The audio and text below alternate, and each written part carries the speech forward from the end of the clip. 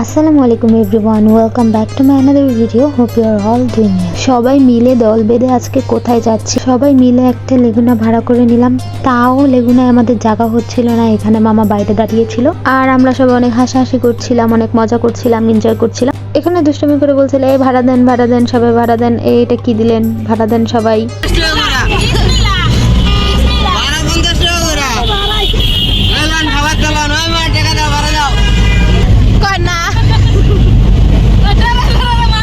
হাসাহাসি মজা ঠাট্টা করতে করতে এসে পড়লাম আমাদের প্রথম গন্তব্য চট্টগ্রামের অনেক বিখ্যাত একটা মাজার, আমানত শাহর মাজার। চট্টগ্রামে এসেছি সবাই মিলে, এখন আবার কবে না কবে সবার একসাথে আসা হয়, তাই সবাই ভাবলো যে চলো একটু ঘুরে আসি আর দেখে আসি কেমন, তার জন্যই আসা।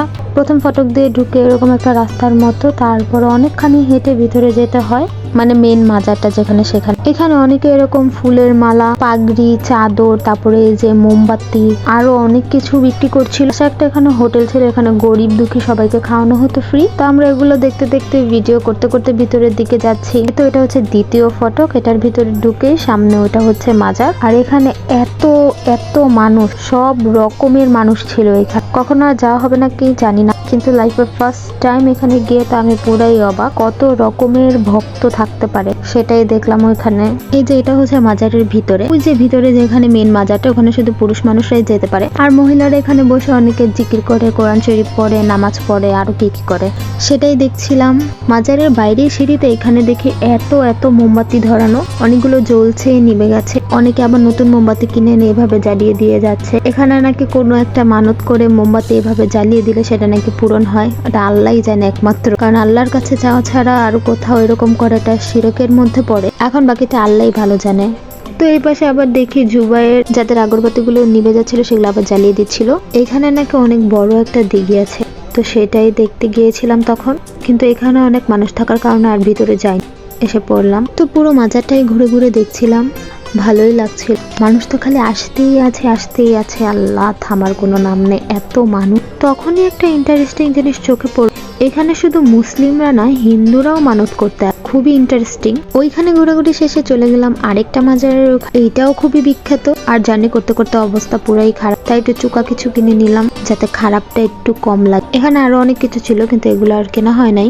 এখন আমরা এসেছি বাইজিদ বোস্তামির মাজারে, যেটা অনেক অনেক অনেক বিখ্যাত বা নাম করে, যে এই জিলের প্রাণী বা কচ্ছপের জন্য লোকমুখে অনেক প্রচলিত, যে এখানে যেই কচ্ছপগুলো আছে এগুলো আসলে কচ্ছপ না, এগুলো জিন। এখানে তাদেরকে বন্দি করে রাখা হয়েছে এরকম টাইপের কিছু। এখানেও অনেক ভক্তরা রুটি, কলা, ডিম, মাংস, অন্যান্য খাবার নিয়েও ডাকছিল ওদের। এইটা ঠিক যে সবার কথা সাড়া দিচ্ছিল, অল্প কিছু মানুষের কথা সাড়া দিচ্ছিল, আর বাকি সবার খাবার এই যে ছোট ছোট মাছ এগুলোই খেয়ে নিচ্ছিল। সবার সাথে অপেক্ষা করতে করতে দেখি যে না, সত্যি এখানে খাবার ছেটানোর পর ওই যে দেখা যাচ্ছে শুধু মাথাটুকু উপরে উঠে এসেছিল। অনেকেই অনেক নাম ধরে ডাকছিল, তার অল্প কিছুক্ষণ পরে দেখি আরো একটা উঠে এসেছে, এটা অনেক বড় ছিল, এটাও যে খাবার খেতে এসেছে, আর আমি তো ভিডিও করছিলাম এই তো। তারপর আস্তে আস্তে দেখে অনেকগুলাই ভেসে ভেসে উপরের দিকে আসছিল, একটা তো একেবারে সামনে এসে পড়েছিল, আর সবাই একেবারে পাগলের মতো এগুলাকে ধরার জন্য চেষ্টা করছিল। তারপর দেখি একজন মহিলা এখানে অনেকগুলা ডিম, মাংস নিয়ে এসেছিল খাওয়ানোর জন্য, আসে দিচ্ছে আর সবগুলো টপার টপ খেয়ে ফেললো। আমি তো পুরাই অবাক। পাশে থেকে আরো অনেকেই খাবার সাথছিল কিন্তু এগুলো খাই নাই, শুধু মহিলাটাই খাচ্ছিল, আরো কি কি করলো মহিলাকে জানে। তো এখান থেকে তারপর আমরা মাজারের দিকে গেলাম, আর এতগুলো সিঁড়ি বেয়ে আমাদের উপরে উঠতে হয়েছে।